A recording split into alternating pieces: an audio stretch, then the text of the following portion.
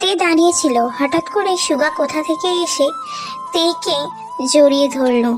এটা দেখে জাংকুকের মাথায় আগুন জ্বলে উঠল।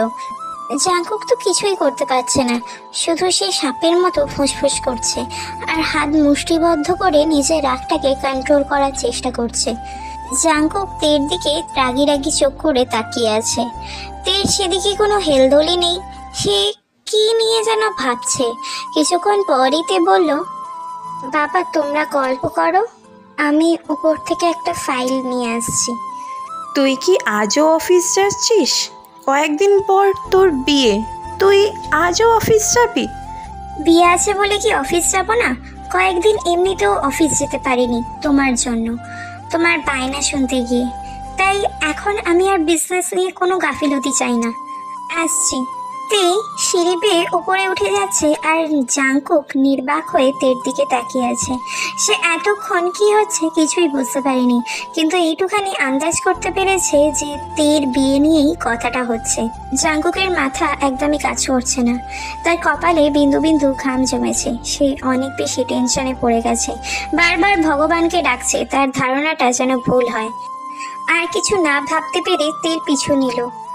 আমি ফাইল খুঁজছিলাম, হঠাৎ করেই কেউ আমাকে পিছন থেকে টান দিল। আমি টাল সামলাতে না পেরে লোকটার বুকের উপর পড়ে গেলাম।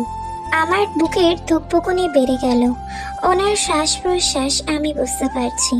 আমি ওনার শ্বাস প্রশ্বাস থেকে বুঝতে পারছি এটা জাংকুকই। আমি মুখ তুলে ওনার দিকে তাকাতেই দেখলাম ওনার চোখ দুটো ভীষণ লাল হয়ে আছে। দেখেই বোঝা যাচ্ছে ভীষণ রেগে আছে। ওনার এই দৃষ্টিকে আমি ভীষণ ভয় পাই। চোখে চোখ মেলাতে না পেরে দৃষ্টি নিচে নামিয়ে ফেললাম। উনি কর্কশ স্বরে বললেন, মামা নিচে কার বিয়ের কথা বলল? জাংকুকের এই প্রশ্নে আমি বাকরুদ্ধ হয়ে গেলাম। কি বলবো কিছু বুঝতে পারছি না, কিন্তু কিছু তো আমায় বলতেই হবে, কারণ বিয়েটা তো আমারই। নির্ধারিত দিনে নির্ধারিত সময় ঠিকই আমার বিয়ে হয়ে যাবে। আমি জানি জাংকুক আমার প্রতি দুর্বল হয়ে পড়েছে, কিন্তু কিভাবে বলি? আমার বিয়ের কথা বলেছে। কি? তোমার বিয়ে মানে? তোমার বিয়ে ঠিক হয়ে গেছে? হ্যাঁ, আমার বিয়ে ঠিক হয়ে আছে, কিন্তু এতে আপনি এত অবাক কেন হচ্ছেন? তুমি অন্য কারোর সাথে বিয়ে করবে এটা কখনোই হতে পারে না। তুমি অন্য কারোর বউ হবে এটা কখনোই হতে পারে না। আর আমি থাকতে তো কখনোই আমি তোমাকে অন্য কারোর হতে দেব না। তোমার উপর শুধু আমার অধিকার আছে, আর তোমার বিয়ে আমার সাথেই হবে। কি বলছেন এসব? মাথা ঠিক আছে আপনার? আপনার সাথে আমার তো এই ধরনের কোনো সম্পর্কই নেই। আমার বিয়ে হয়ে আমার অফিসে চাকরি নেয়া, বাবার অসুস্থতার কথা বলে আমার কাছ থেকে টাকা নেয়া, এই সমস্ত কিছুই তোমার নাটক ছিল, সেটা আমি জানি। তুমি খুব ভালো অভিনেত্রী, কিন্তু তোমার চোখে আমি আমার জন্য অনুভূতি, ভালোবাসা দেখেছি। সেই সমস্ত কিছু তো আর ভুল হতে পারে না, তাই না? আপনি ভুল ভাবছেন। আমি যা কিছু করেছি সবটাই নাটক ছিল। বাবা সত্যিই হার্টের পেশেন্ট। বাবাকে খুশি রাখার জন্যই আমি এসব করেছি। সবটাই নাটক ছিল? সব আবেগগুলোও নাটক ছিল? সব অনুভূতিগুলোও নাটক ছিল? তাহলে তোমাকে এত অত্যাচার করার পরও তুমি আমাকে ছেড়ে যাওনি কেন? সেটাও কি শুধুমাত্র তোমার বাবার জন্যই? সেটাও নাটক ছিল? হ্যাঁ হ্যাঁ হ্যাঁ, সবটাই নাটক ছিল। আমি বাবার কাছে প্রতিজ্ঞাবদ্ধ ছিলাম, তাই আপনার শর্তেও আমি রাজি হয়েছিলাম। নিজের জীবন বাজি রেখেও, নিজের সম্মান বাজি রেখেও আমি আপনার ওই শর্তেই রাজি হয়েছিলাম। প্রত্যেক দিন রাতে বাবা পিপির ছবি বুকে নিয়ে কাঁদতো। এই কষ্ট আমি সহ্য করতে পারতাম না, তাই রাজি হয়েছিলাম। এর থেকে বেশি কিচ্ছু না। মানছি সব নাটক ছিল, কিন্তু এতদিনে কি একবারও আমার প্রতি দুর্বল হওনি?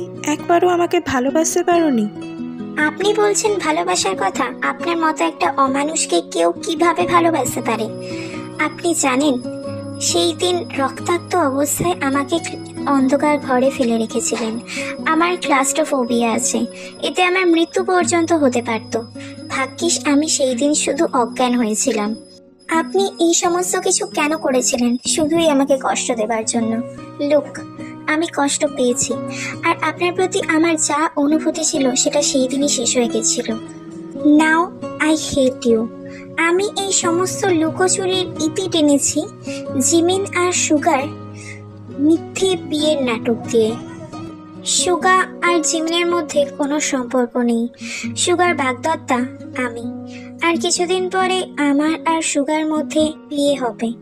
তুমি বিশ্বাস করো, সেই দিন আমি আমার সমস্ত কাজের জন্য তোমার কাছে ক্ষমা চেয়ে প্রপোজ করতে গিয়েছিলাম, কিন্তু রুমের ভিতর থেকে ওই ছেলেটাকে বাইরে বেরোতে দেখে আমি নিজের কন্ট্রোল হারিয়ে ফেলেছিলাম। আমি অনেক বেশি রেগে গিয়েছিলাম। এই অবস্থায় তোমাকে দেখে আমি রাগ কন্ট্রোল করতে পারিনি। I don't trust you. আর এমনিতেও সুগার আর আমার বিয়ে ফাইনাল, তাই এইসব বলে কোনো লাভ নেই। I don't care about that. আমি শুধু এইটুখানিই জানি, বিয়ে তোমাকে আমাকেই করতে হবে। তুমি শুধু আমার জন্যই পারফেক্ট, আর আমি তোমাকেই ভালোবাসি। আমি তোমার মধ্যেই নিজেকে খুঁজে পেয়েছি। এখন তোমাকে হারিয়ে বাঁচা অসম্ভব। উফ, আমি আর এসব কথা সহ্য করতে পারছি না। আপনি প্লিজ যান এখান থেকে। তে একটু দূরে সরে গেলে জাংকুক খুব শক্ত হাতে তের হাতটা খুব চেপে ধরে নিজের কাছে নিয়ে আসে। আগেকার জাংকুক আর এখনকার জাংকুকের মধ্যে আকাশ পাতাল তফাৎ আছে। আগেকার জাংকুক হলে হয়তো এর চেয়ে বড় কিছু করে ফেলতো। এই জাংকুক দাঁতে দাঁত চেপে বলে, জিওন জাংকুক যা চায় সেটা জোর করে ছিনিয়ে নিয়ে তবেই নিঃশ্বাস ফেলে। আর তুমি তো আমার ভালোবাসা, তোমাকে তো এত সহজে যেতে দিতে পারি না জান। তোমাকে নিজের করে পেতে যদি দুনিয়া উল্টেও দিতে হয় তাও আমি করে নেব। ছাড়ুন আমায়।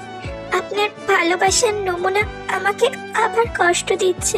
তোমাকে তো আমি আমার ভালোবাসার চাদরে মুড়িয়ে দেব, কিন্তু তার আগে যে তোমাকে আমার জেদের রাগের আগুনে ঝলসাতে হবে। আপনি একটা সাইকো। এতদিন পরে বুঝতে পারলে জান? জাংকুক আমার গলায় অনবরত নাক ঘষছে। তার গরম শ্বাস আমার শরীরের ওপর পড়ছে, আমার ঘাড়ের ওপর পড়ছে। আমি কেঁপে কেঁপে উঠছি। আমার শরীরে যেন শিহরণ বয়ে যাচ্ছে। তার শরীরের গন্ধটা আমাকে আরও বেশি মাতাল করে দিচ্ছে। তার কণ্ঠটা আরও মাদকতা ছড়িয়ে দিচ্ছে। তার নেশা জড়ানো কণ্ঠ আমাকে পাগল করে দিচ্ছে। আমি যেন অন্য জগতে হারিয়ে যাচ্ছি। তুমি আমার জীবনে এক নতুন সূর্যোদয়ের মতো এসেছিলে। আমার জীবনের সমস্ত অন্ধকার ধুয়ে মুছে দিয়েছিলে। তোমাতেই আমি নিজেকে খুঁজে পেয়েছি। জানি না তোমার সেই ভয়ার্থ মুখে কী ছিল। তোমার মধ্যেই আমি নিজেকে হারিয়ে ফেলেছিলাম সেই দিন। তোমার সব বাচ্চামোগুলো আমাকে বারবার তোমার কথা ভাবতে জোর করতো। জানি না তোমার মধ্যে কী ছিল। এত বছরের কষ্ট মোচন করার জন্য আমার তোমাকে চাই। আমি তোমাকে ভীষণ ভালোবাসি। আজীবন তোমাকে ভালোবাসতে চাই। তোমার মাঝে নিজেকে হারিয়ে ফেলতে চাই। সারা জীবন তোমার মধ্যে মাতাল হয়ে থাকতে চাই। তোমার মাধ্যমে আমি ভালো থাকতে চাই। জাংকুক এতক্ষণ তীর ঘাড়ে মুখ ডুবিয়ে কথাগুলো বলছিল। তীর ঘাট থেকে মুখ তুলতেই দেখলো তীর চোখ মুখ খিচে বন্ধ করে হাত মুষ্টিবদ্ধ করে আছে, হয়তো নিজেকে কন্ট্রোল করার চেষ্টা করছে। জাংকুক তীর অবস্থা বুঝতে পেরে মুচকে একটা হাসি দিয়ে তীর ঠোঁট জোড়া নিজের দখলে করে নেয়। তীর হাত থেকে ফাইলটাও পড়ে যায়। জাংকুক তীর কোমর জড়িয়ে ধরে নিজের খুব কাছে নিয়ে আসে। আমি চোখ মুখ খিচে বন্ধ করে রেখেছিলাম। জাংকুক আমার ঠোঁটে নিজের ঠোঁট বসিয়ে দিল হঠাৎ করে। ঘটনার আকস্মিকতায় আমি বেকুব হয়ে গেছি। এটা কি হলো হঠাৎ? এই বদলোকটা এটা কি করলো? নিজেকে জাংকুকের থেকে ছাড়ানোর চেষ্টা করছি, কিন্তু কিছুতেই জাংকুকের শক্তির সাথে পেরে উঠছি না। ক্রমশ আমি নিজের উপর নিয়ন্ত্রণ হারাচ্ছি।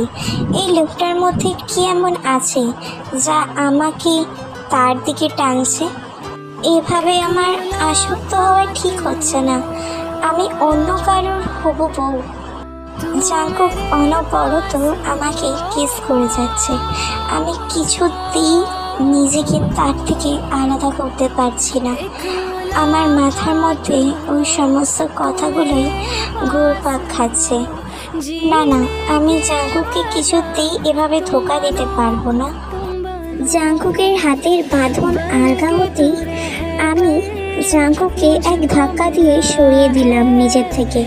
জাংকুক আমার দিকে প্রশ্নসূচক দৃষ্টিতে তাকিয়ে আছে, হয়তো জানতে চায় যে আমি কেন এমন করলাম। কেন যেন আমার চোখ কিছুতেই বাদ মানছে না, ভীষণ কান্না পাচ্ছে। এভাবে কান্না পাবার কারণ কি তাও আমি বুঝতে পারছি না। ভীষণ কষ্ট হচ্ছে আমার বুকে, কষ্টেতে বুক ফেটে যাচ্ছে। কি মনে করেন আপনি নিজেকে? কে আপনাকে অধিকার দিয়েছে আমার এতটা কাছে আসার? আপনি বোঝেন না আপনার এত কাছে আসা আমাকে অস্বস্তিতে ফেলে দেয়। আপনি আমার কাছে এলে আমি নিজেকে কন্ট্রোল করতে পারি না। কেন আপনি বুঝতে চান না? আমি যতদিন আপনার বাড়িতে ছিলাম আপনি যা ইচ্ছা করেছেন, কিন্তু এখন এটা আমার বাড়ি। আমার বাড়িতে আপনি এসব কিচ্ছু করতে পারেন না। আমি চাইলে আপনাকে দাঁড়িয়ে দাঁড়িয়ে কিনতে পারি, এত টাকা আছে আমার। তাই আমাকে দুর্বল ভেবে আপনি ভুল করবেন না। তুমি দুর্বলতে আমার প্রতি দুর্বল। আমি জানি তুমি আমাকে ভালোবাসো। না, আমি আপনাকে কখনো ভালোবাসি না, আর কখনো ভালোবাসবও না। আমি আপনাকে একদমই ভালোবাসি না। সব কথা মুখে বলতে হয় না, কিছু কথা বুঝে নিতে হয়। আর তোমার চোখের জল পরিষ্কার বলে দিচ্ছে তুমি আমাকে ভালোবাসো। না না না, আমি আপনাকে ভালোবাসি না। আমি কাউকে ভালোবাসি না। আমার বিয়ে আগের থেকেই ঠিক করা আছে। আমি অন্য কারোর বাগদত্তা। আমার ভালোবাসার কোনো অধিকার নেই। জাংকুক কিছুক্ষণ তের দিকে তাকিয়ে থাকে, তারপর ম্লান হাসে।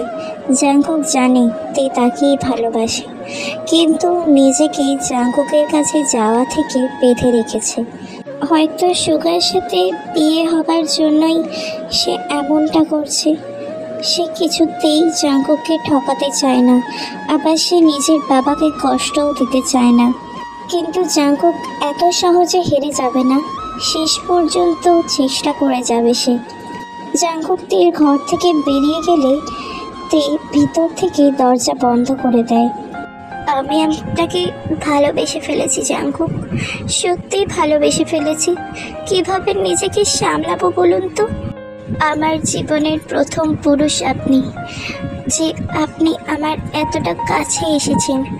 আপনার নিঃশ্বাসের শব্দ আমার পরিচিত, আপনার ঘ্রাণও আমার পরিচিত।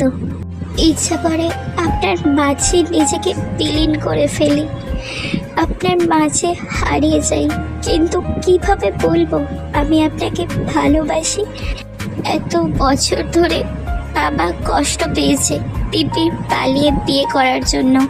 এখন যদি সুগার সাথে বিয়ে করে নিজের ইচ্ছাটাকে প্রাধান্য দিই, তাহলে তো সেই কষ্টই বাবাকে দেওয়া হবে। আমি কি করব বলুন? বাবার খুশির সামনে তো আমার নিজের ভালোবাসাকে বিসর্জন দিতেই হবে। হয়তো এই জীবনে আমরা কখনো এক হতে পারবো না।